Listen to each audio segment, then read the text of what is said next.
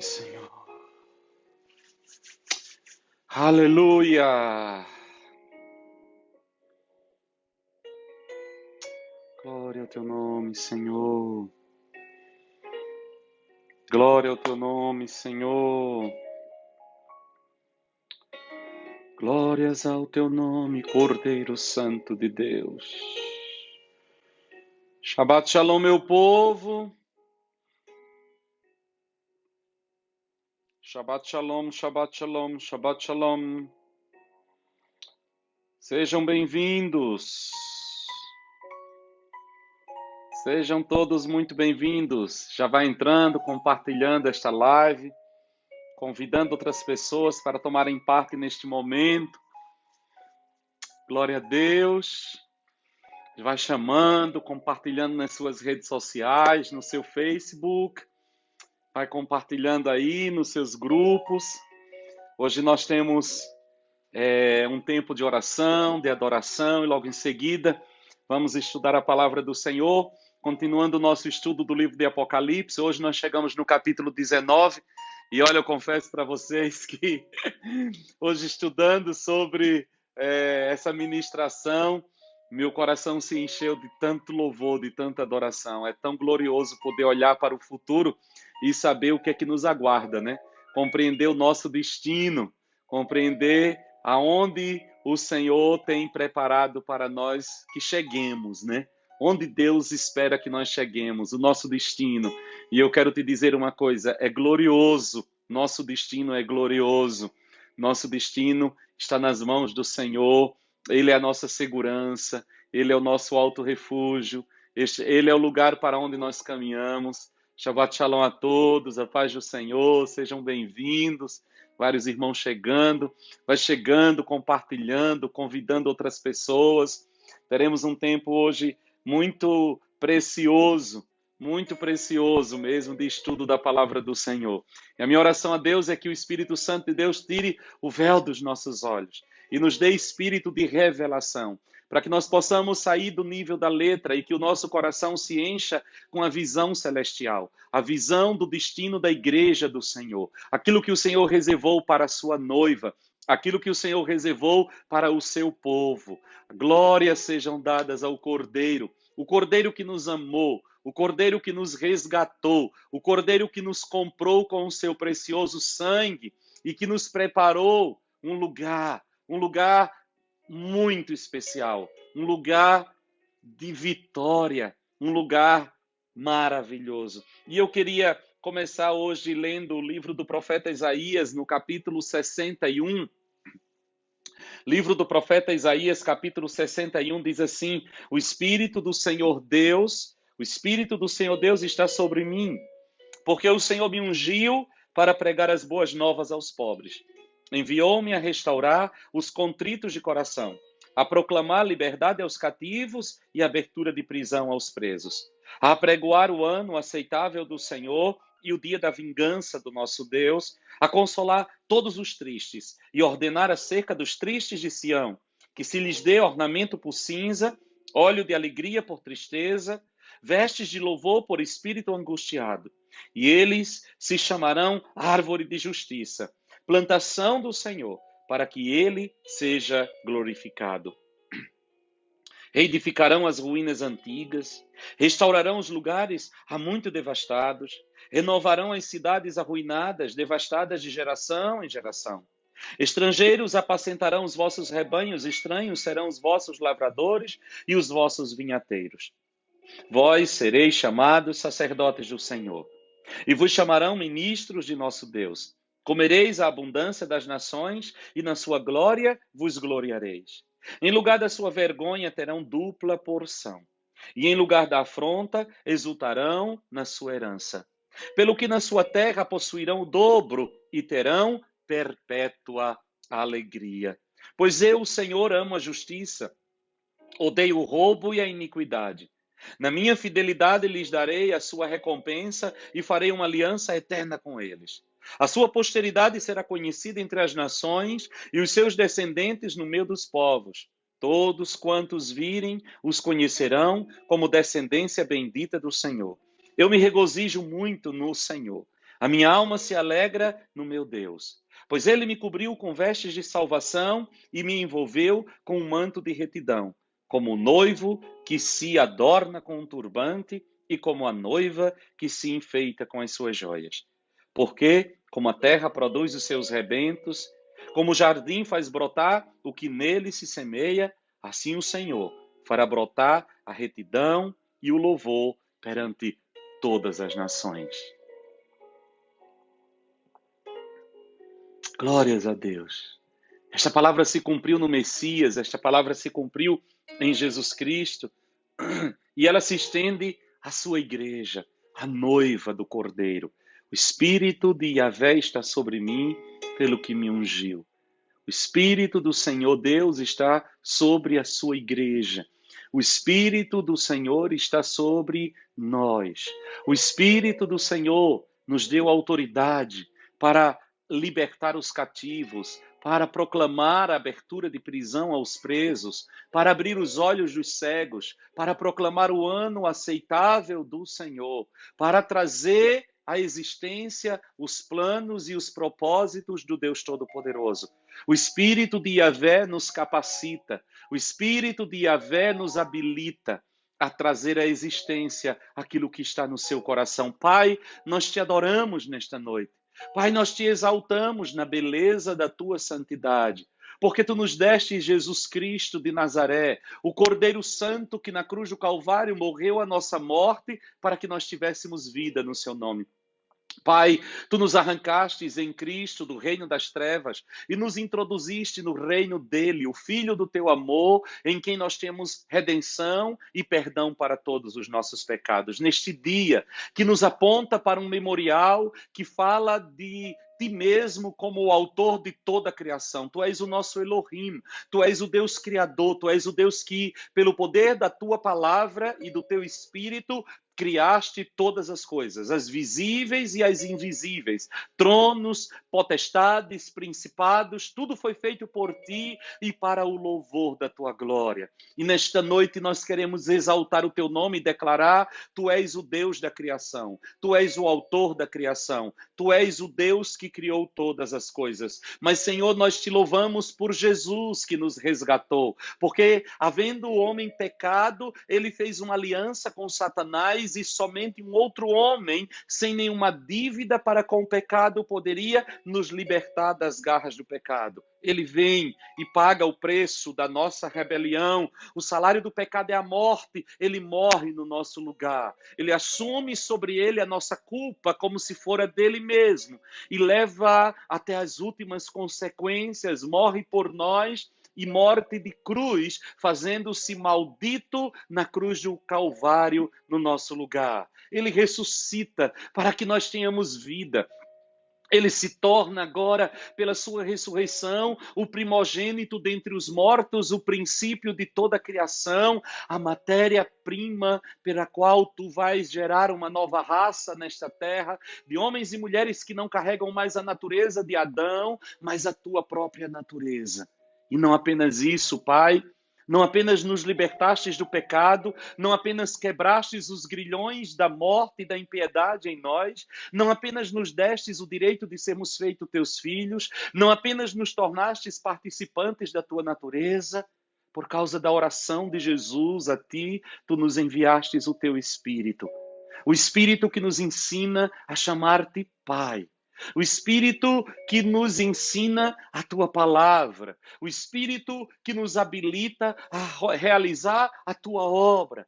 O Espírito que coloca nas mãos da igreja armas poderosas para demolir as fortalezas de Satanás e nos dá habilidade para viver a tua vida nesta terra, nos ensinando, nos guiando, nos pastoreando, nos mostrando o caminho, nos fazendo lembrar as tuas palavras, reavivando em nós as tuas promessas, tornando real aquilo que era apenas uma posição, aquilo que era apenas um direito.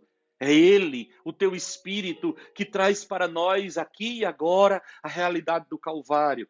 Ele faz com que nós provemos hoje, mais de 2000 anos depois, os efeitos do que foi realizado no Calvário no nosso lugar.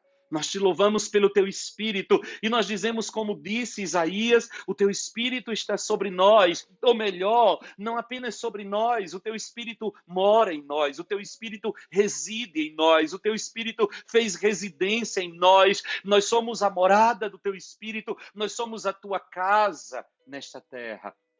Louvado seja o teu nome, engrandecido seja o teu santo nome, por esta dádiva, por este presente, por esta habilidade. Louvado e engrandecido seja o teu nome, Pai. Louvado e engrandecido seja o teu nome, por esta dádiva suprema, por este presente extraordinário, por esta obra incomparável, feita em nós. Obrigado, Senhor. Louvado seja o teu nome. Louvado seja o teu nome. Nós te adoramos, nós te exaltamos, nós te bendizemos, nós te glorificamos, nós nos prostramos juntamente com toda a criação para te adorar, para te exaltar. Aleluia, aí onde você está, louve a Deus, exalte a Deus. Meu Jesus, Salvador, outro igual não há. Todos os dias quero louvar as maravilhas de teu amor.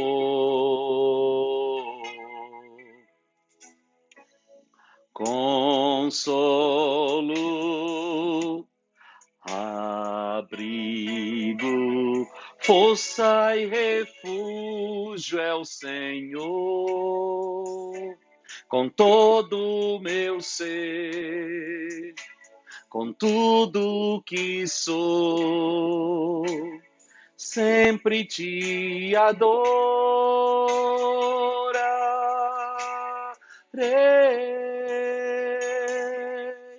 Aclame ao Senhor toda a terra e cantemos poder, majestade, louvores ao Rei. Montanhas se prostrem e rujam os mares ao som de teu nome. Alegre te louvo por teus grandes feitos, firmado estarei, sempre te amarei. Incomparáveis são tuas promessas para mim. Aleluia, aleluia. Meu Jesus, Salvador, outro igual não há. Todos os dias quero louvar as maravilhas de teu amor.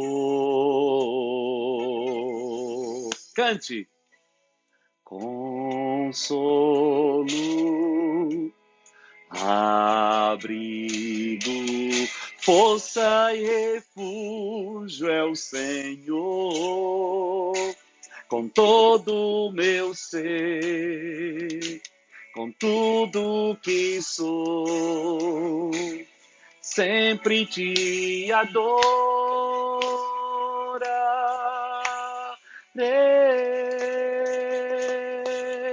Aclame ao Senhor toda a terra e cantemos poder, majestade, louvores ao Rei.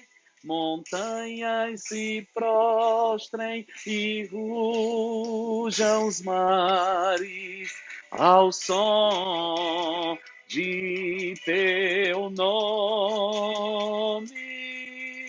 Alegre te louvo por teus grandes feitos, firmado estarei, sempre te amarei. Incomparáveis são tuas promessas. Incomparáveis. Aclame o teu nome, Senhor. Toda a terra, poder, majestade, louvores ao teu nome. Honra, glória. Oh, montanhas se prostrem e rujam os mares ao som de teu nome. Alegre te louvo por teus grandes feitos, firmado estarei, sempre te amarei. Incomparáveis são tuas promessas. Aclame ao Senhor toda a terra, toda a terra. Cante toda a terra, exalte toda a terra, glorifique toda a terra ao teu nome, Yahvé, Deus Todo-Poderoso, Jesus Cristo, rocha eterna, sobre a qual nós estamos firmados. Louvado seja, montanhas se prostrem, rujam os mares, glória, aleluia, louvor, exaltação, soberania, majestade, força, ao único Rei eterno, ao Senhor de toda glória, ao soberano, o Deus de toda grandeza, exaltado acima dos céus, magnificado, adorado de anjos e homens, proclamado entre as nações. Oh, tuas promessas, tua presença, tua fidelidade, tua palavra é maravilhosa para nós. Louvado seja o teu nome, exaltado seja o teu nome. Encha-se toda a terra da tua glória, encham-se cada casa da tua glória, encha-se cada coração da tua glória, encha-se cada vida da tua glória, encha-se cada homem, cada mulher, cada jovem, cada criança da tua glória. Que a tua glória que enche os céus, encha a nossa vida, encha a nossa casa, encha a nossa família. Que este dia que fala de um descanso que o mundo não conhece, que fala de um descanso que somente em Jesus Cristo de Nazaré o homem pode provar, que este descanso penetre no coração de cada um, Senhor. Que este descanso penetre na vida de cada um nesta hora.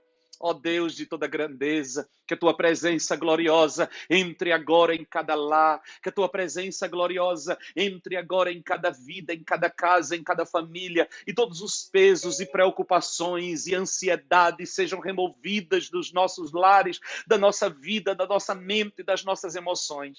E que o teu povo, a tua igreja, possa descansar em ti, sabendo que tudo está pronto, sabendo que tudo está preparado, sabendo que tu tens a última palavra acerca de todas as coisas. Tu és o soberano dos reis da terra, tu és o Deus eterno, real, Deus poderoso, invisível, Deus único, soberano, Deus de toda glória. Louvado e engrandecido seja o teu nome. Pai, nós trazemos nossa mente, nosso coração cativo à obediência de Cristo Jesus, proclamando, Senhor, nos quatro cantos desta terra, que teu é o reino, o poder e a glória para sempre. Exercemos autoridade sobre as nossas emoções, exercemos autoridade sobre nossa vontade, exercemos autoridade sobre todo o nosso ser, e em harmonia ao teu Espírito, nós trazemos todo o nosso espírito, alma e corpo diante do teu altar e nos consagramos a ti.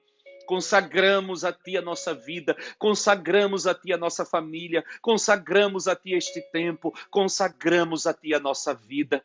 Ó Deus de toda glória, recebe o nosso louvor, recebe a nossa adoração, recebe a nossa exaltação, pois brota de corações que amam a ti, corações agradecidos por tudo que tu tens feito, por tudo que tu és.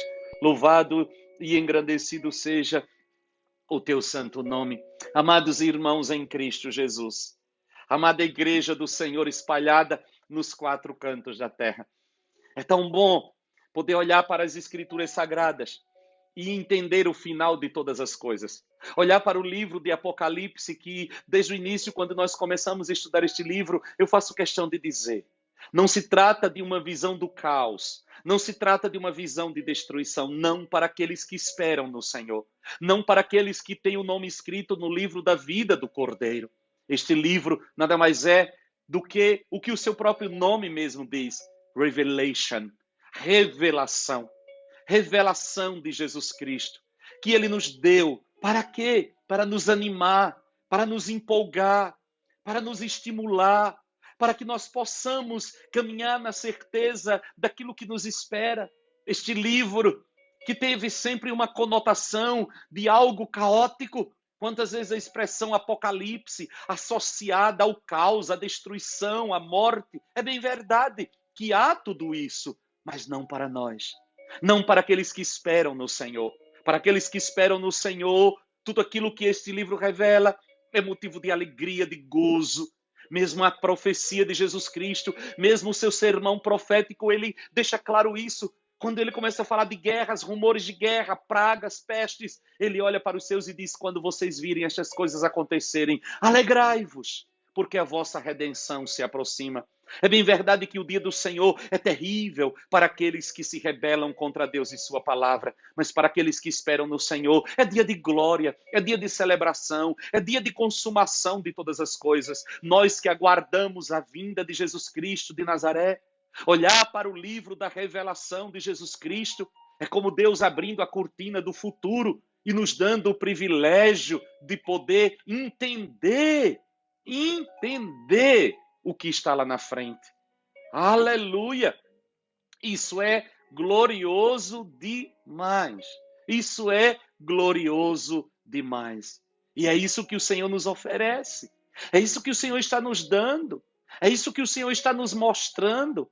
É isso que o Senhor está nos oferecendo, a oportunidade de caminhar hoje, olhando para o futuro, para trazer ao nosso coração segurança e alegria.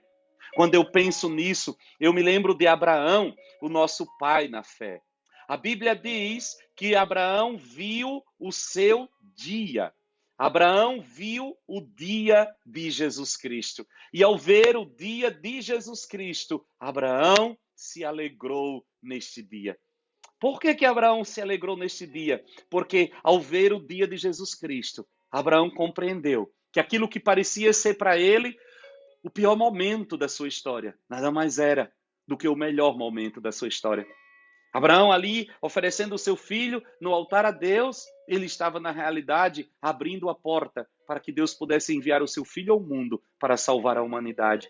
E é isso que o Senhor nos faz, nos fazendo compreender este livro, nos fazendo enxergar este livro. O que Deus está querendo de mim e de você? Que eu e você, no meio de todo esse caos que nós estamos inseridos, no meio de todo esse caos que nós estamos vivendo, que nós possamos olhar para o futuro, que nós possamos jogar o nosso olhar lá para frente e compreender o que Deus preparou para o seu povo, para aqueles que esperam no Senhor, para aqueles que creem no Senhor. A Bíblia diz que para aqueles que esperam no Senhor, ele vem como o sol da justiça, trazendo salvação debaixo das suas asas.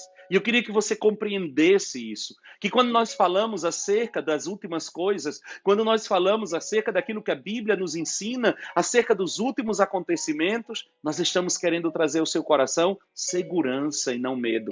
Nós estamos querendo trazer ao seu coração esperança e não pavor. Pois esse é o objetivo da revelação do Senhor. Esse é o objetivo da revelação de Jesus Cristo. Mas bora lá ao nosso capítulo de hoje, que é o capítulo 19 do livro de Apocalipse. Eu vou fazer a leitura deste capítulo e depois ressaltar alguns pontos, algumas coisas que são altamente interessantes dentro deste capítulo. Apocalipse capítulo 19 diz assim a palavra do Senhor. Apocalipse 19, olha o que diz a palavra do Senhor. Depois destas coisas, ouvi no céu como que uma grande voz de numerosa multidão que dizia, aleluia!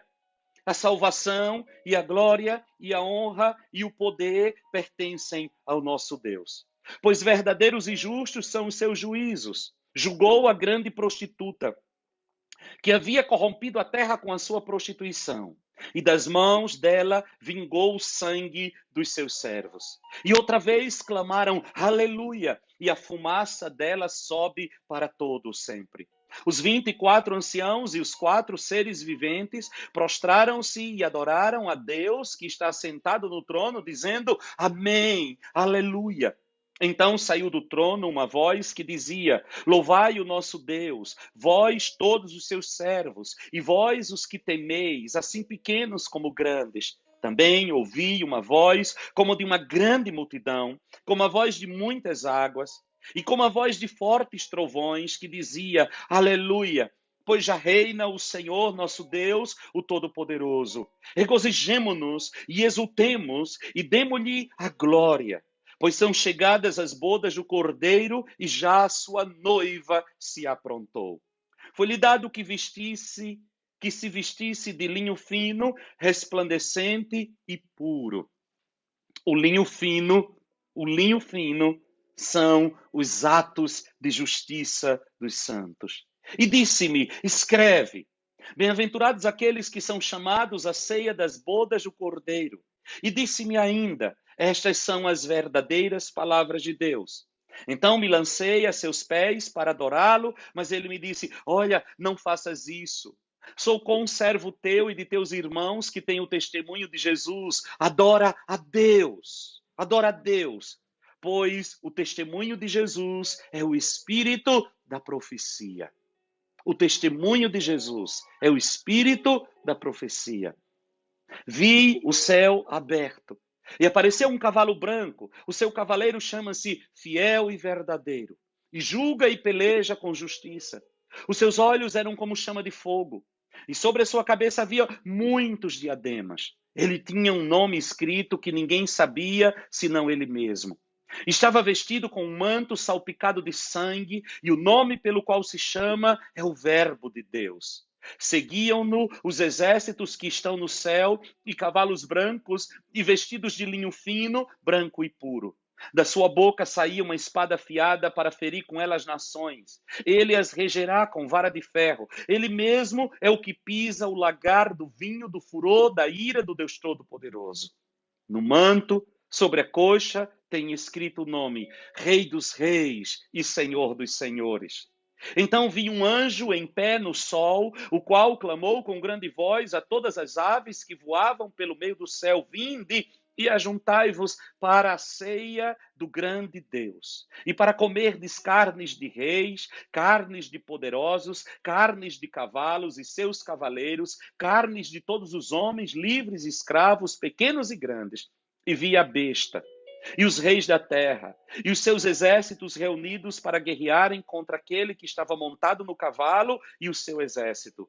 E a besta foi presa, e com ela o falso profeta, que dizia que diante dela fizera os sinais com que enganou os que receberam o sinal da besta e os que adoraram a sua imagem. Estes foram lançados vivos no lago de fogo que arde com enxofre.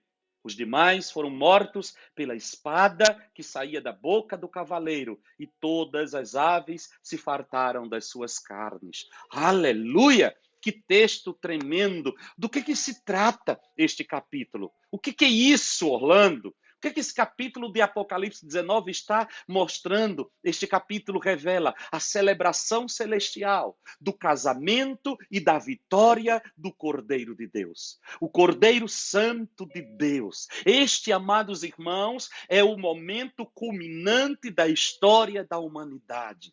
A grande prostituta é totalmente destruída. A igreja apóstata, a igreja que se desviou, mas em contrapartida, a noiva, a igreja salva, a igreja pura, entra nas bodas, é o casamento, é a aliança eterna entre a igreja redimida e o cordeiro que foi morto para redimir esta igreja. É o ápice de todas as coisas. É o momento que nós mais aguardamos. Quando o Senhor levará da terra a sua noiva para se encontrar com Ele, para celebrar as bodas que estão sendo preparadas. E o que é que nós vamos encontrar aqui? Aleluia! Esse capítulo me empolga demais. Primeira coisa que nós destacamos é que os céus celebram o triunfo de Deus sobre a grande meretriz. Do versículo 1 até o versículo 6, há uma celebração estupenda no céu. É o que eles estão celebrando? A vitória de Deus, o triunfo de Deus contra a grande prostituta. Lembra-se do que nós falamos na nossa aula anterior? O que é essa prostituição? A idolatria, o desviar-se de Deus. Nós temos uma aliança como igreja com o Deus Todo-Poderoso. E nas cláusulas desta aliança declara: ao Senhor teu Deus adorarás e só a Ele servirás. E todos os mandamentos de Deus a serem cumpridos pela sua igreja. Ao Senhor teu Deus. Veja que nesta experiência de João, chega uma hora em que João é tão impactado pela revelação que está sendo trazida que ele se joga aos pés do anjo para adorar. No versículo 10 diz: então me lancei aos seus pés para adorá-lo, mas ele me disse: olha, não faça isso. É um anjo, um ser espiritual, um ser que nunca conheceu o pecado, mas rejeita a adoração, rejeita o dobrar-se de João diante dele, rejeita que João se prostre diante dele, o interrompe imediatamente e diz: não faça isso. Ele o repreende. João é repreendido por este anjo: não faça isso. E ele olha para João e diz: eu sou um conservo teu e de teus irmãos que têm o testemunho de Jesus. Eu sou apenas um servo. Embora seja um anjo, João, eu sou um servo como tu. E ele diz: adora a Deus, pois o testemunho de Jesus é o espírito da profecia. O que é que ele está dizendo? O testemunho de Jesus é a chave de interpretação de todas as coisas. O testemunho de Jesus é a vida por trás da palavra. O testemunho de Jesus é o espírito por trás da letra. O testemunho de Jesus é o que dá vida à palavra de Deus. Adora a Deus, João. Não há anjos, não há homens, não há santos, não há seres. Adora a Deus. E tudo aquilo que foge deste mandamento do Senhor, de adorar somente a Deus, é prostituição espiritual. E a Bíblia diz que haverá grande celebração no céu, quando esta igreja, mulher na Bíblia é um símbolo da igreja, quando esta igreja prostituta, idólatra, que se prostituiu com outros deuses, que não são deuses, mas demônios, adorando a ídolos, esta será julgada, condenada, destruída. E é isso que vai dizer do versículo 1 até o versículo 6. A meretriz está sendo julgada. Que pesado, não, irmãos? Já imaginou que coisa pesada? Olha como que a Bíblia vai se referir à igreja idólatra. A meretriz, a prostituta. Que tristeza. No versículo 2 diz, pois verdadeiros e justos são os seus juízos. Os juízos do Senhor. Julgou a grande prostituta. Julgou, olha a celebração do céu. Julgou a grande prostituta. O que ela fez? Corrompeu a terra com a sua prostituição. Que coisa! A alegria do céu, o júbilo do céu, corrompeu a terra. Disseminou uma ideia religiosa prostituída, idólatra, feiticeira. É dessa prostituição, é dessa disseminação que está falando as Escrituras. Qual é o pecado desta igreja chamada de prostituta na Bíblia, de ter expandido, de ter exportado ao mundo uma espécie de culto pautado na idolatria, pautado na feitiçaria? A Bíblia chama de prostituta. Olha, irmãos, no capítulo 18, como nós vimos a semana passada, no versículo 20, a Bíblia vai declarar, olha o que é que diz Apocalipse 18, 20. Exulta sobre ela, ó céu, falando da grande prostituta. E vós, santos e apóstolos e profetas, Deus contra ela vindicou a vossa causa. Esta igreja apóstata, idólatra, ela será destruída por um decreto do céu. Ela será destruída por uma ordem celestial. Deus mesmo emitiu o decreto de destruição sobre ela. Outra coisa que nós vamos encontrar aqui é que Jesus está julgando a meretriz. Como nós já falamos, a falsa igreja. Mas em contrapartida, olha que contraste. Enquanto ele julga neste capítulo a grande prostituta, a meretriz, a falsa igreja, ele está se casando com a verdadeira igreja, a noiva. Aqueles que guardaram o testemunho de Jesus Cristo. Aqueles que adoraram a Deus em espírito e em verdade.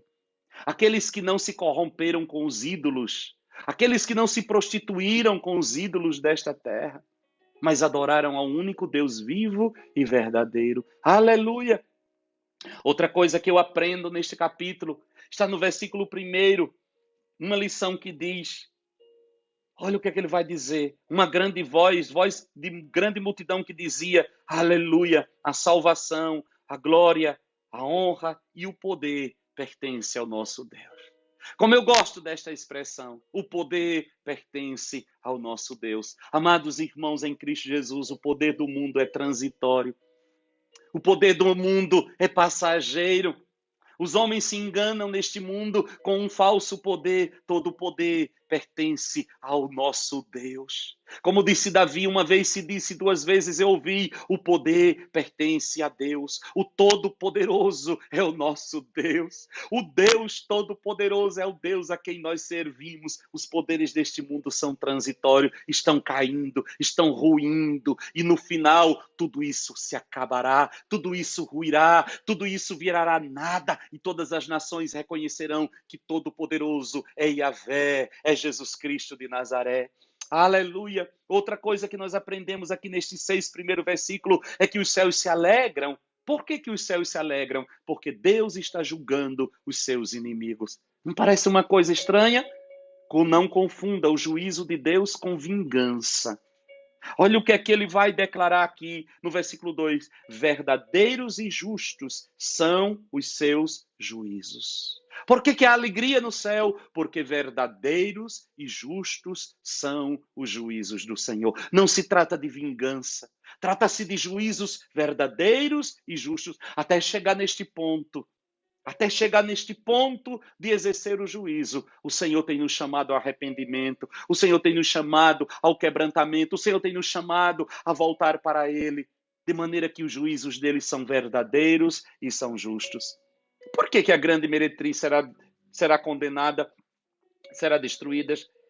Eu trouxe aqui, eu quero ressaltar 2 grandes motivos pelo qual esta grande meretriz será destruída. O primeiro, como eu já falei, é porque ela corrompeu toda a terra com a sua prostituição. O que é esta instituição, o que é esta igreja prostituída pela idolatria e pela feitiçaria fez nas nações da terra? Ela desviou as pessoas do Deus verdadeiro. E deixa eu deixar claro aqui que quando eu falo de idolatria, não estou me referindo apenas àqueles que adoram imagens de santos. Eu estou me referindo àqueles que adoram a Deus motivado, aliás, fingem adorar a Deus, na realidade tentam manipular o mundo espiritual em proveito próprio. Tudo isso é prostituição. Todo culto de barganha, todo culto de troca, todo culto do toma lá da cá, todo culto pautado em coisas, todo culto onde Deus não é o centro da nossa adoração, é idolatria, é feitiçaria. Todas as vezes que eu vou ao mundo espiritual, simplesmente tentando manipulá-lo para que aquilo que eu quero seja feito, isso é feitiçaria, isso é prostituição espiritual. Eu não preciso de objetos para adorar a Deus. E quando eu me reúno para adorar a Deus, é Deus o centro, não sou eu, não são minhas necessidades, não é o homem, é Deus. Não são pastores, não são artistas, não são cantores, não são padres, não são ídolos, não é uma rosa, não é um lenço, não é uma imagem de um santo, não é uma fotografia, é o Deus que habita em chamas eternas. É o Deus que é espírito e que eu me encontro com ele em espírito, no meu espírito humano que foi recriado, e eu vou a ele por causa dele mesmo. Tudo que passa disso é idolatria, tudo que passa disso é prostituição espiritual. Quanto desvio, irmãos, do Deus verdadeiro. Quanto ensino falso, quantas falsas doutrinas, quanta loucura no meio do cristianismo. Um cristianismo de falsas promessas, onde o homem é o centro, tudo é por nossa causa, tudo é para nós. Venha receber, venha buscar, venha ter, venha que Deus te dá, venha isso. Que horror! Quando na realidade nós somos chamados para estar diante do Senhor e adorá-lo pelas suas maravilhas, pela sua glória, pelo seu poder, pela sua majestade. Pastor Orlando, o senhor não acredita que Deus nos abençoa? E como? Mas eu não vou a ele por causa destas coisas. Aos seus irmãos, ele dá enquanto dorme. O que é que esse texto está querendo dizer? As bênçãos de Deus na nossa vida não é resultado de esforço humano. O que é que você faz quando você dorme? Nada, dorme. Quando a Bíblia diz que aos seus ele dá enquanto dorme, sabe o que é que ele está dizendo? Deleita-te no Senhor e ele satisfará os desejos do teu coração. Não é o teu esforço que vai fazer a mão de Deus se mover para você. É a sua comunhão com Ele, é a sua entrega a Ele, é a sua busca pela face dEle, sem nenhuma motivação de barganhas. A Bíblia diz que se nós obedecermos a Ele, estas bênçãos nos seguirão e nos alcançarão.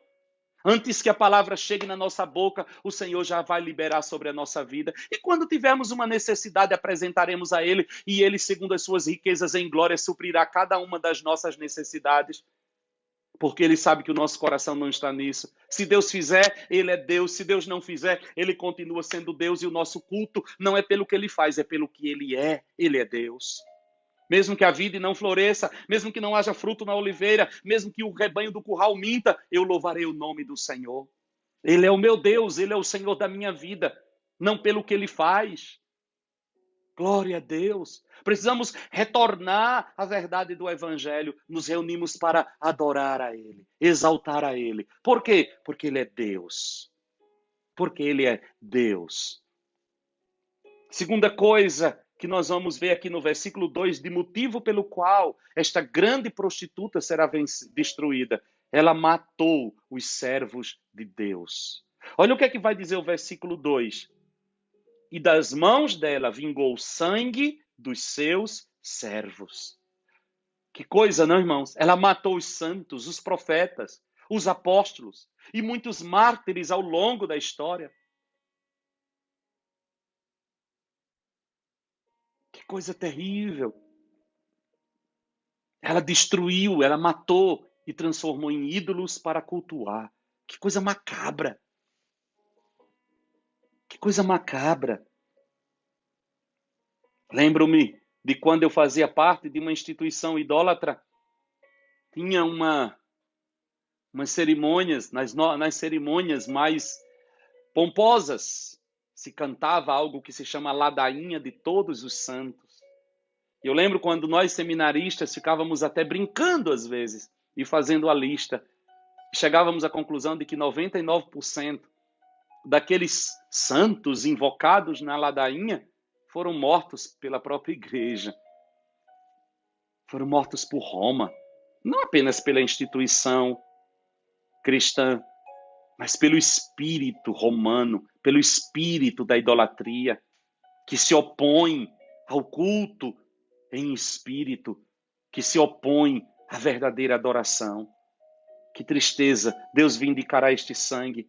A condenação desse sistema, irmãos, desse espírito, é uma condenação eterna. A ira de Deus contra a idolatria. Olha o que é que vai dizer o versículo 3, irmãos. Outra vez clamaram, aleluia, e a fumaça dela sobe para todo o sempre. Sobe para todo sempre. Não trata-se apenas de uma vingança de Deus temporal ou de uma punição, mas de um juízo eterno. Contra o que, repito, contra toda e qualquer manifestação de idolatria e de feitiçaria, que a Bíblia trata como prostituição. E olha, irmãos, o que vai acontecer. Do versículo 4 até o versículo 6, nós vamos encontrar aqui a igreja e os anjos adorando a Deus, porque Ele está reinando. Aleluia! Que coisa tremenda! Os 24 anciãos representam a igreja do Antigo e do Novo Testamento, a totalidade da igreja. Os 4 seres viventes representam todos os seres espirituais criados por Deus para o louvor da sua glória.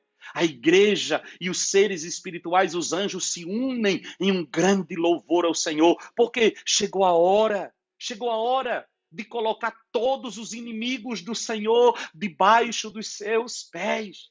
Todos os inimigos do Senhor serão lançados no fogo, no lago de fogo e enxofre. Que coisa gloriosa! O céu na sua plenitude, seres espirituais, a igreja do Antigo e a igreja neotestamentária se unem num grande coro de adoração ao Cordeiro. Chegou a hora, aleluia.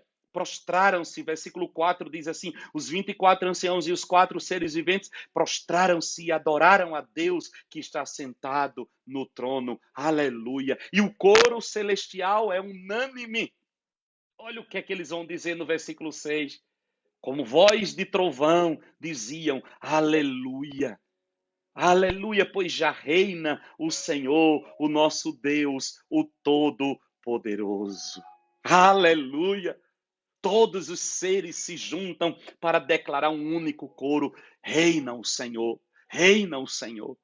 Nós estamos nesta hora, irmãos, Deus está abrindo a cortina do tempo para que nós possamos enxergar o final de todas as coisas. Este é o cântico da glória, quando a igreja e os anjos se unirão para proclamar: o Senhor reina, Ele é o Todo-Poderoso. Chegou a hora, terminou todas as coisas. Aleluia. Olha o que diz o versículo 5. Então saiu do trono uma voz que dizia, a convocação que vem do trono. Olha a convocação do trono. Louvai o nosso Deus. Vós, todos os seus servos, vós que o temeis, pequenos e grandes. Louvai-o. Terminou. Acabou. Consumou-se todas as coisas, o nosso Deus é vitorioso. Do versículo 6 até o versículo 10, nós vamos encontrar a celebração do casamento do noivo e a noiva. A igreja, a noiva do Senhor. O noivo é o Cordeiro. O noivo é o Cordeiro. E nós vamos ter alguns contrastes aqui, né? Olha o versículo 7 e versículo 8. Regozijemo-nos e exultemos e demos-lhes glória, pois são chegadas as bodas do Cordeiro e já a sua noiva se aprontou. Que coisa gloriosa. Quem acha que a igreja não vai chegar lá? Olha o final aqui. A sua noiva se aprontou. E algo interessante diz assim, versículo 8, foi-lhe dado que se vestisse de linho fino. Olha o contraste. Enquanto a meretriz é julgada, a igreja, a noiva, é honrada. Aleluia! A esposa do Senhor se atavia, ela se enfeita, mas preste atenção, olha que coisa tremenda isso aqui. Ela vai se enfeitar de linho fino, resplandecente, linho puro. Mas o versículo 8 diz, foi-lhe dado que se vestisse de linho fino. O que é que isso me mostra? É que ela vai se enfeitar, mas as vestes usadas lhes foram dadas. Tudo aquilo que nós temos, tudo aquilo que nós somos, não é resultado do nosso esforço humano. É presente do Senhor, é Ele que nos enfeita, é Ele que nos atavia, é Ele que nos adorna, é Ele que nos purifica. A igreja se santifica, a igreja é chamada para ser santa, a igreja é chamada para ser pura, mas, amados irmãos, esta santidade não vem de nós, esta santidade vem do Senhor. O Senhor que nos chama é o Senhor que nos santifica. Eu sou Deus que vos santifica. Ele nos purifica. A Bíblia diz que Ele nos purifica pela lavagem da água da palavra. Enquanto você está se expondo a esta palavra nesta noite, neste dia, o Espírito Santo de Deus está tomando esta palavra para lavar você. Essa é a santidade que o Senhor espera. Esta é a santidade que Ele vai produzindo. Amados irmãos em Cristo Jesus, a santidade que mexe com o céu não é um esforço humano. A santidade que mexe com o céu é o resultado de uma entrega total ao Senhor, de uma união com o Senhor. E o próprio Senhor vai produzindo em nós, vai nos lavando, vai nos limpando. E nós nos ataviamos como noiva. Mas essas vestes de santidade que nós carregamos nos é dada. Nos é oferecida, não há mérito na noiva, não há nada que a noiva possa se gloriar, não há nada que a noiva possa se sentir alguma coisa, pois essas vestes lindas, elas nos foram oferecidas gratuitamente no amado. Toda tentativa humana de produzir santidade, o profeta Isaías já declarou que os nossos melhores atos de justiça para Deus são trapos de imundície. Pastor, então eu devo viver de qualquer maneira? Não. Pastor, então eu devo viver de qualquer forma e está tudo bem? Não. O que eu estou dizendo é que você não vai conseguir produzir santidade. Você nunca vai conseguir construir a santidade que mexe o céu, buscando praticá-la de um modo ensaiado. Mas a verdadeira santidade é aquela que é o resultado de uma comunhão íntima entre você e o noivo, entre você e o amado. Busque Jesus e ele te santificará. Busque comunhão com o Senhor e ele te purificará. Busque uma vida de adoração, de entrega, de busca da palavra, de intimidade com Deus, e Ele removerá de você as coisas erradas e lhe vestirá de linho fino. Não busque o linho fino.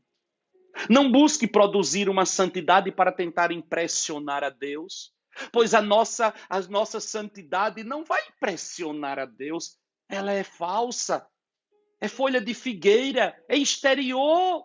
É ensaiada. As vestes que deixam o noivo maravilhado são as vestes que nós usamos porque nós recebemos das mãos dele.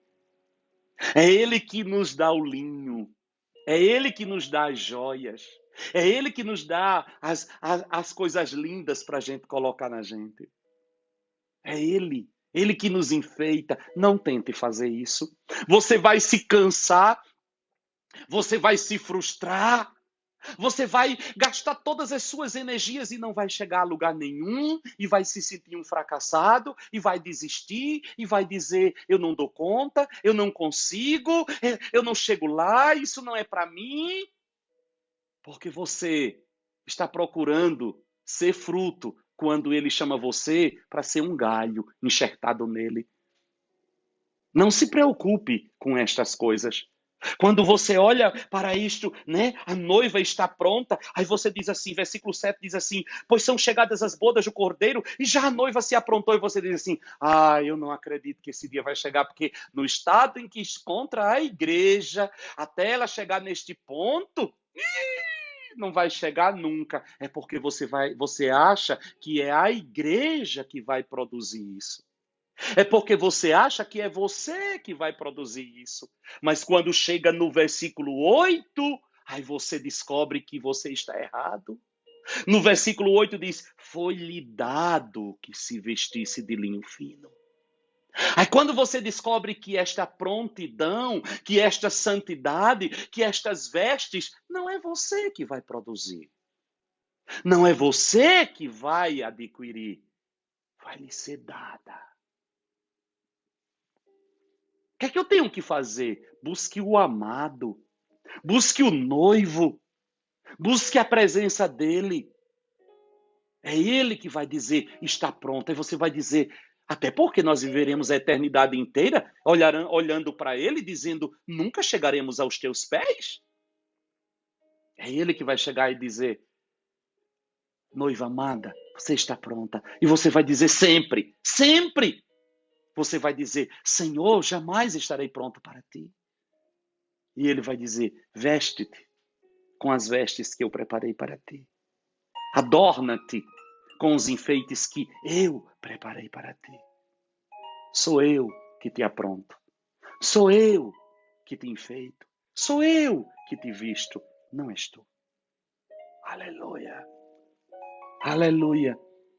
Esta igreja desenvolve a salvação. Mas quem opera esta salvação não é a igreja, é o Deus. O querer e o efetuar vem do Senhor. É Ele quem opera em nós o querer e o efetuar. Nós andamos igual Marta, correndo atrás de coisas, e o que nós precisamos é Ele. Quanto mais eu olho para Ele, mais as coisas chegam. E Ele vai preparando você.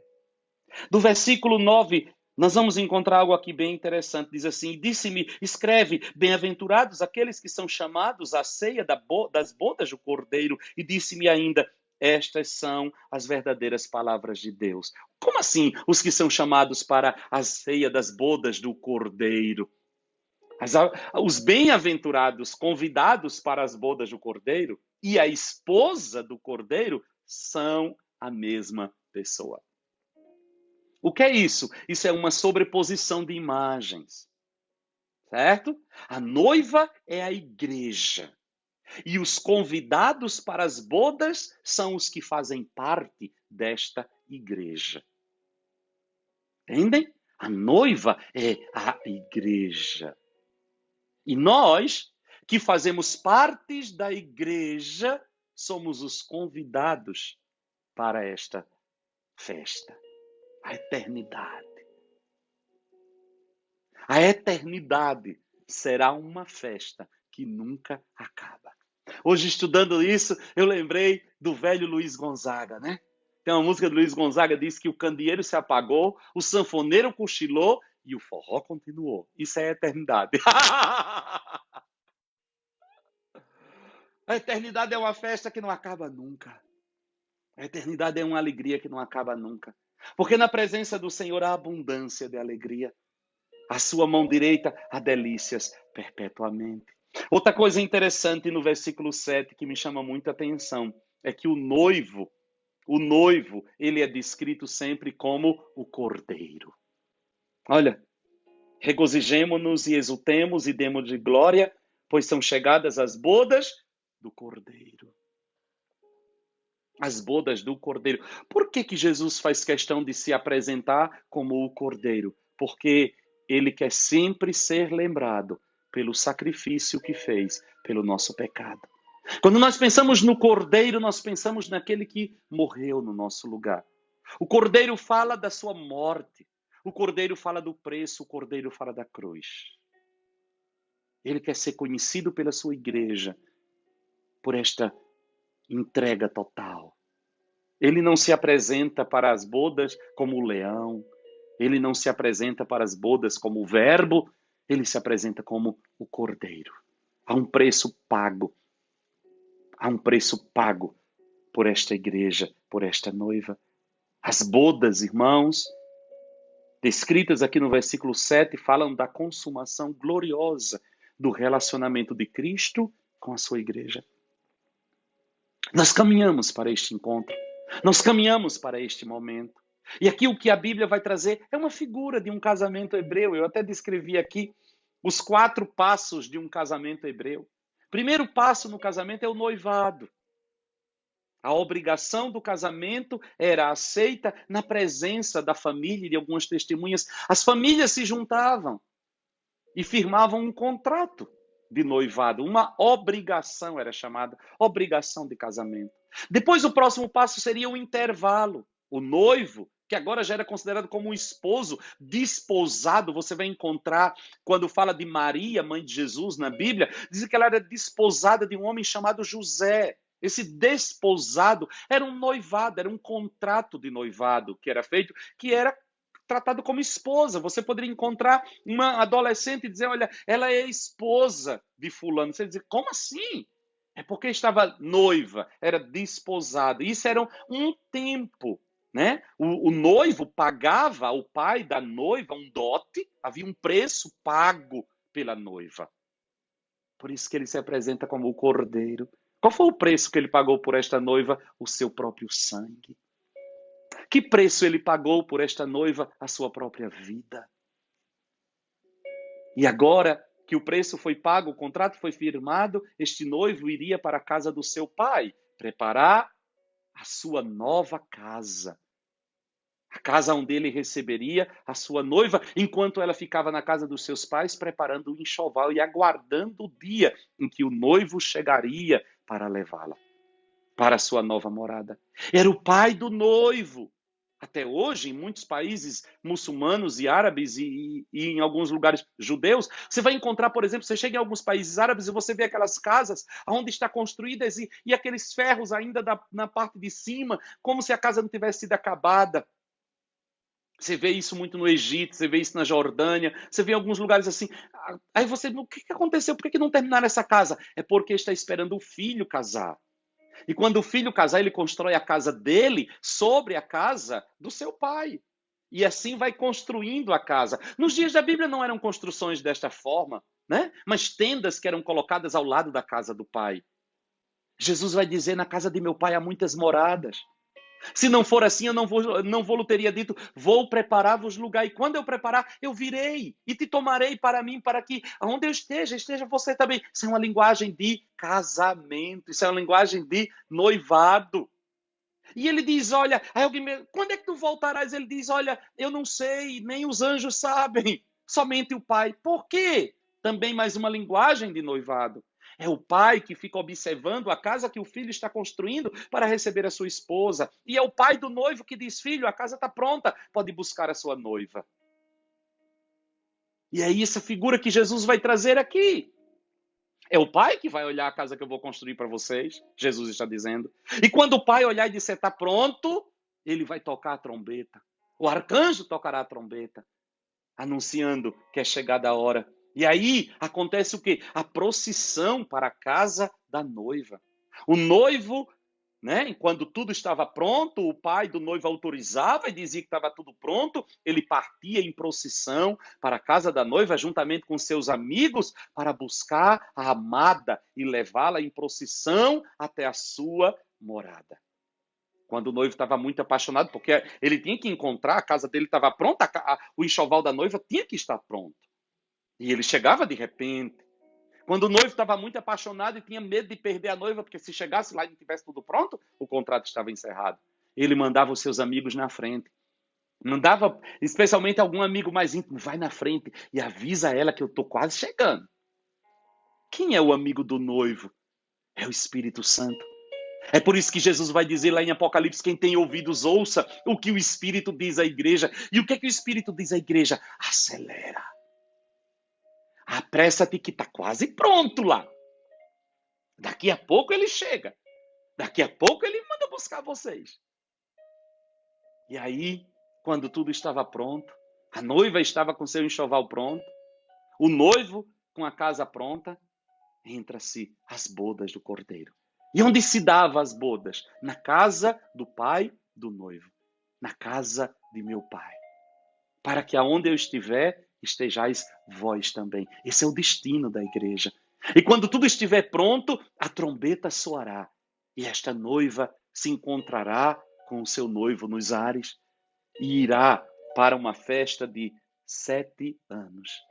Nos dias da Bíblia, a festa de casamento durava 7 dias de festa. As bodas, 7 dias de festa na casa dos pais do noivo. Agora a noiva moraria ali. Que coisa gloriosa. Passado este tempo, a aparição do noivo agora, né? Os céus se abrem para a vinda triunfal do noivo. Porque enquanto está acontecendo esses 7 anos, nós já falamos disso aqui, de festas das bodas, aqui embaixo acontecerá os 7 anos da grande tribulação. E quando terminar esses 7 anos, o noivo, que agora já não é mais noivo, mas é marido, pois terminou o período das bodas e está casado, este marido, o leão de Judá, a raiz de Davi, descerá do céu com poder e glória ao lado da sua rainha para salvar e resgatar Israel das mãos dos seus inimigos. No versículo 11, diz a palavra do Senhor, a visão muda de João. Do versículo 10 até o versículo 11, há uma mudança na visão de João. Quando chega agora, João vai ver o cavaleiro do cavalo branco. No versículo 11, diz a palavra, João diz, eu vi o céu aberto e apareceu um cavalo branco. O seu nome chama-se Fiel e Verdadeiro. Já não é mais o Cordeiro. O cordeiro é para com a noiva. O cordeiro é aquele que acabou de se casar com a noiva. Mas agora João vê o céu aberto e um cavaleiro que se chama fiel e verdadeiro e julga e peleja com justiça. Aleluia! A aparição do noivo, que agora vem como o Rei dos Reis, o Todo-Poderoso, o Cavaleiro Celeste. No capítulo 4, versículo 1 de Apocalipse, nós vamos encontrar os céus se abrindo para que João possa subir e receber a revelação. Mas agora, no capítulo 19, versículo 11, agora os céus se abrem para que o grande juiz, o grande Senhor, o Todo-Poderoso, saia para socorrer Israel. E eu acho tremendo isso aqui, a descrição do noivo. Como que João vai descrever o nosso noivo amado?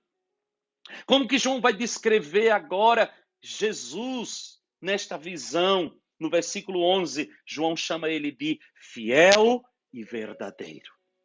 Olha as marcas, fiel e verdadeiro. No versículo 12 diz assim: os seus olhos eram como chama de fogo, aquele que a tudo prescruta, aquele que nada está oculto ao seu olhar. Tudo está diante dele. Os olhos como chama de fogo fala da sua onisciência, aquele que tudo sabe. Outra coisa, na parte B do versículo 12, diz assim: e sobre a sua cabeça havia muitos diademas. O que isso significa? O vencedor supremo. Diademas ou coroas, fala de vitória. Muitos. João vê muitas coroas sobre a sua cabeça, muitos diademas sobre a sua cabeça. Ele desce da glória agora, juntamente com a sua noiva, que agora é sua esposa, como o vencedor supremo, com muitas coroas sobre a sua cabeça. Ainda no versículo 12, diz assim: ele tinha um nome escrito que ninguém sabia senão ele mesmo. Isso fala da insondável, de quão insondável é o seu ser. Irmãos, nós jamais vamos esgotar o conhecimento dele. Um nome que ninguém consegue definir. Um nome, na linguagem bíblica, define uma pessoa. Quando a Bíblia vai falar de um nome escrito que ninguém sabia senão ele mesmo, fala de um ser que ninguém consegue definir por completo, de tão profundo que ele é, de tão absoluto que ele é. Não existe possibilidade de alguém defini-lo. Por isso que o seu nome não pode ser pronunciado. No versículo 13 vai dizer, olha que coisa tremenda, estava vestido com um manto salpicado de sangue, fala da sua redenção. Fala da sua redenção. E o nome pelo qual se chama o Verbo de Deus. E o que é um verbo? O verbo é uma palavra em ação. Ele é a palavra de Deus em ação. Ele é o verbo em ação. Ele é a palavra que se fez carne e veio habitar no nosso meio. Tanto no versículo 13 como no versículo 15, vai falar que ele é o amado da igreja e o vingador dos seus inimigos. Olha o versículo 15, da sua boca saía uma espada afiada para ferir com ela as nações. Ele as regerá com vara de ferro. Aleluia!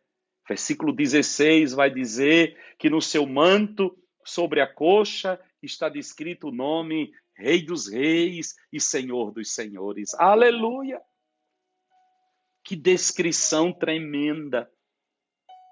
Como ele é visto, Rei dos Reis e Senhor dos Senhores. No versículo 14 diz assim: seguiam-no os exércitos que estão no céu em cavalos brancos e vestido de linho fino, branco e puro. Quem é este exército que descerá com ele? Quem são estes que estão vestidos de linho fino, branco e puro, que descerão juntamente com ele? É a sua esposa, é a igreja, que foi ataviada, que se vestiu de linho fino e que agora montada também em cavalos brancos, descerá juntamente com o Senhor para socorrer Israel contra a fúria das nações na batalha do Armagedon. Aleluia, que coisa tremenda! Desceremos juntamente com o amado. No versículo 17 e no versículo 18, fala da derrota do inimigo. Então eu vi um anjo em pé no sol, o qual clamou com grande voz a todas as aves que voavam no meio do céu: vinde e ajuntai-vos para a grande ceia, para a ceia do grande Deus, para comerdes carnes de reis, de poderosos, de cavalos, a derrota do inimigo. Enquanto nós somos chamados para o banquete da ceia do Cordeiro, do casamento da noiva com o Cordeiro, as aves de rapina são chamadas para se banquetear com as carnes daqueles que foram destruídos pelo Senhor. Do versículo 19 até o versículo 21 vai falar que o Rei dos Reis triunfa sobre os seus inimigos na batalha final, a batalha do Armagedon. Aleluia! Esta batalha Jesus vence contra o anticristo, contra as nações que se levantam contra Israel, e essa batalha ele vence não com armas humanas, não com canhões, mas ele vence com a palavra. A espada que sai da sua boca, como diz o versículo 15, da sua boca saía uma espada afiada para ferir com ela as nações. A palavra. A Bíblia diz que ele destruirá o anticristo com o sopro da sua boca. Esta é a arma. Esta é a arma que o Senhor manifestará. Aleluia! O anticristo e o falso profeta serão lançados no lago de fogo, onde a meretriz, a igreja idólatra, também está queimando. Versículo 20 diz: e a besta foi presa, e com ela o falso profeta, que diante dela fizeram os sinais com que enganou os que receberam o sinal da besta e os que adoraram a sua imagem. Estes foram lançados no lago de fogo e de enxofre. Que horror! No versículo 3 também vai falar disso, né? Outra vez, clamaram, aleluia, e a fumaça dela, da grande prostituta, sobe para todo sempre. Amados irmãos, em Cristo Jesus. Versículo 21 diz que os demais foram mortos pela espada que saía da boca do cavaleiro, a palavra. E todas as aves se fartaram das suas carnes. Em breve, Cristo Jesus voltará como o Rei dos Reis e o Senhor dos Senhores. Em breve, o pai dirá ao filho: está pronta a casa, pode chamar a tua noiva. O arcanjo soará a trombeta e os salvos em Cristo partirão desta terra. Os que morreram em Cristo ressurgirão primeiro, depois nós, os que estivermos vivos, nos encontraremos com ele nos ares. E de lá partiremos para celebrar as bodas do Cordeiro. Este dia glorioso que nós aguardamos é o nosso destino eterno. A pergunta que não quer calar é essa: você está preparado para este dia? Você está preparado para este momento? A Bíblia diz que bem-aventurados aqueles cujos nomes estão escritos no livro da vida do Cordeiro. Eles não provarão a segunda morte. O que é a segunda morte, Orlando? A segunda morte é a separação eterna de Deus. Aqueles cujo nome estiver escrito no livro da vida do Cordeiro não provarão a separação eterna do Senhor. Estarão para sempre ao seu lado. A minha oração a Deus nesta hora é para que eu e você estejamos preparados e preste muita atenção a isso. Preste muita atenção a isso. Essa preparação não tem nada a ver com atos de justiça. Esta preparação não tem nada a ver com esforço humano. Esta preparação fala unicamente de uma entrega. Se hoje ouvirdes a voz do Senhor, não endureça o seu coração. Nós já vimos que a preparação, as vestes de linho fino, branco, puro, resplandecente, não fui eu que conquistei, foi Ele que me deu. Porque pela graça sois salvos mediante a fé. Isso não vem de vós, é dom de Deus. Não vem das obras, daquilo que você faz, para que ninguém se glorie. Ninguém se glorie. Porque nós somos feitura sua, criados em Cristo Jesus, para as boas obras. Porque a palavra está perto de ti, na tua boca e no teu coração, isto é, a palavra da fé que pregamos. Porque se com tua boca confessares a Jesus como Senhor e em teu coração creres que Deus o ressuscitou dentre os mortos, serás salvo.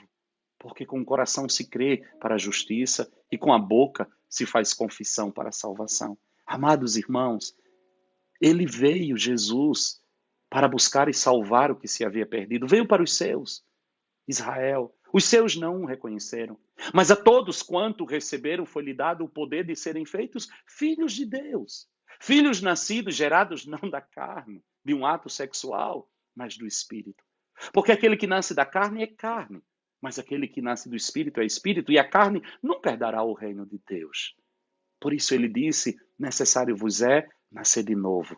Porque se não nascerdes de novo, nunca herdarás o reino de Deus. A palavra de Deus está chegando até você hoje. A palavra de Deus tem chegado até o teu coração nestes dias, neste tempo. Não endureça o seu coração. Às vezes nós ouvimos pessoas dizendo, mas Orlando, eu não estou preparado. Eu diria que o nosso estágio pior é o melhor. Quanto menos preparado você se encontra, mais preparado você está. Pois não haverá nada que você faça que possa remover um único pecado da sua vida, nem vestir nenhuma área desnuda do seu ser. Tudo aquilo que nós somos e temos nele não foi produzido por nós. Tudo aquilo que nós produzimos na força do nosso braço não suporta o fogo do juízo do Senhor.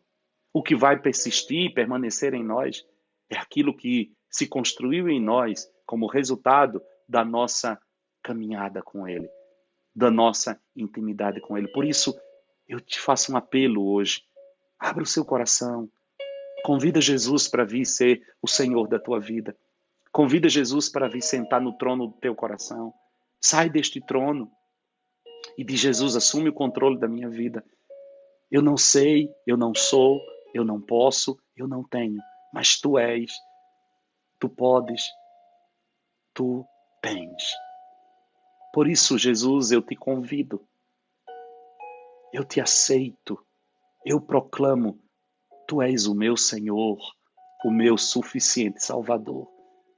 O meu Salvador. Eu não consigo me salvar a mim mesmo. Salva-me. Eu não consigo remover um único dos meus pecados. Remove-os. Eu não consigo fazer nada de bom, porque o bem não é em mim. Vem morar em mim. Eu te ofereço a minha vida.